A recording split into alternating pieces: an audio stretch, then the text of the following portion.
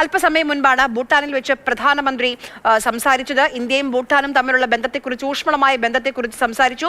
അത് കഴിഞ്ഞ് ഏറ്റവും നമ്മളെല്ലാവരും പ്രതീക്ഷിച്ച ഒരു പ്രസ്താവനയും അദ്ദേഹത്തിന്റെ ഭാഗത്തു നിന്ന് വന്നിട്ടുണ്ട്.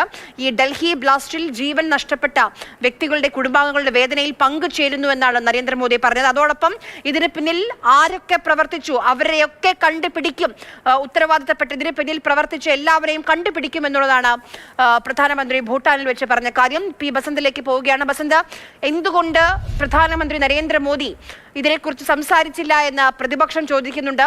എന്തുകൊണ്ട് ഇത്രയും വലിയൊരു രാജ്യം നടുക്കത്തിൽ നിൽക്കുന്ന സമയത്ത് എന്തുകൊണ്ട് ഭൂട്ടാനിലേക്ക് പോയി എന്നൊക്കെ ചോദ്യം വരുന്നുണ്ട്. എന്നാലും ഭൂട്ടാനിലെത്തിയ ശേഷം അദ്ദേഹത്തിന്റെ ആദ്യത്തെ പൊതുപരിപാടിയിൽ അദ്ദേഹം സംസാരിച്ചപ്പോൾ ഡൽഹി ബ്ലാസ്റ്റിനെ കുറിച്ച് സംസാരിക്കുന്നു, കുടുംബത്തിന്റെ വേദനയ്ക്കൊപ്പം പങ്കുചേരുമെന്ന് പറയുന്നു. അത് മാത്രമല്ല, ഇതിന് പിന്നിൽ പ്രവർത്തിച്ചവരെല്ലാം കണ്ടെത്തും, അവരെ പിടികൂടും എന്നുള്ളതാണ് മോദിയുടെ ആദ്യത്തെ പ്രതികരണം.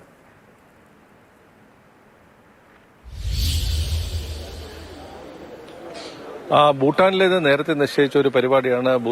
ബുദ്ധനുമായി ബന്ധപ്പെട്ട റിലിക്സ് അവിടെ എത്തിക്കുന്ന ഒരു ചടങ്ങാണ്. അത് ഭൂട്ടാന് ഔദ്യോഗികമായി കൈമാറുന്ന ഒരു ചടങ്ങിലാണ് പ്രധാനമന്ത്രി പങ്കെടുക്കാൻ ഇപ്പോൾ തിമ്പുവിലുള്ളത്. അത് നേരത്തെ നിശ്ചയിച്ച ഒരു പരിപാടി എന്നുള്ള നിലയ്ക്കായിരിക്കാം പ്രധാനമന്ത്രി പോയത്. പക്ഷേ പ്രതിപക്ഷത്തെ സംബന്ധിച്ചിടത്തോളം ഇതൊരു വലിയ രാഷ്ട്രീയ ആയുധമായി മാറുന്നു എന്നുള്ളതാണ്. നേരത്തെ നമ്മൾ ചർച്ച ചെയ്ത പോലെ കശ്മീരിൽ മാത്രമാണ് ഇപ്പോൾ ഭീകരാക്രമണം ഉള്ളത് എന്ന് പറഞ്ഞിടത്ത് നിന്നും രാജ്യ തലസ്ഥാനത്തേക്ക് ഇത് ഭീകരാക്രമണം അല്ലെങ്കിൽ ഒരു ആക്രമണം, ഒരു വലിയ ബോംബ് സ്ഫോടനം വരുന്ന ഒരു സാഹചര്യം എത്തി നിൽക്കുന്ന ഒരു പശ്ചാത്തലത്തിൽ പ്രതിപക്ഷത്തിന് കയ്യിൽ കിട്ടിയ ഒരു ആയുധമാണ്. ഡിസംബർ 1 പാർലമെന്റ് സമ്മേളനം തുടങ്ങാനിരിക്കെയാണ് ഇത്തരത്തിലൊരു സംഭവം ഉണ്ടാവുകയും സർക്കാർ പ്രതിരോധത്തിലാകുകയും ചെയ്യുന്ന ഒരു സാഹചര്യം വന്നിരിക്കുന്നത്.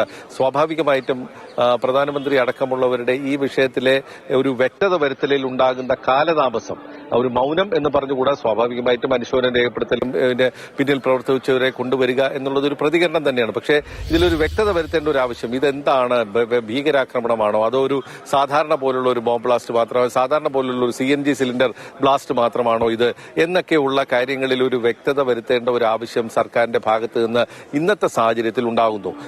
വെറും വാഹനത്തിലെ CNG സിലിണ്ടർ പൊട്ടിത്തെറിച്ചത് മാത്രമാണ് എന്ന് പറഞ്ഞ് ഒഴിയാൻ കഴിയുന്ന ഒരു സാഹചര്യമല്ല ഇത് ഇപ്പോൾ. അതായത് 9 പേർ മരിക്കുന്നു, ഏകദേശം 20-ലധികം പേർക്ക് പരിക്കേൽക്കുന്ന ഒരു സാഹചര്യം എന്ന് പറയുന്നത് വളരെ ഗൗരവത്തിൽ തന്നെ എടുക്കേണ്ടതാണ് എന്നുള്ള കാര്യത്തിൽ സംശയമില്ല. അപ്പോൾ അക്കാര്യത്തിൽ ഒരു വ്യക്തത വരുത്തുന്ന കാലതാമസം പ്രതിപക്ഷത്തിന് വരും ദിവസങ്ങളിൽ ആയുധമാകും എന്നുള്ള കാര്യം സംശയമില്ല.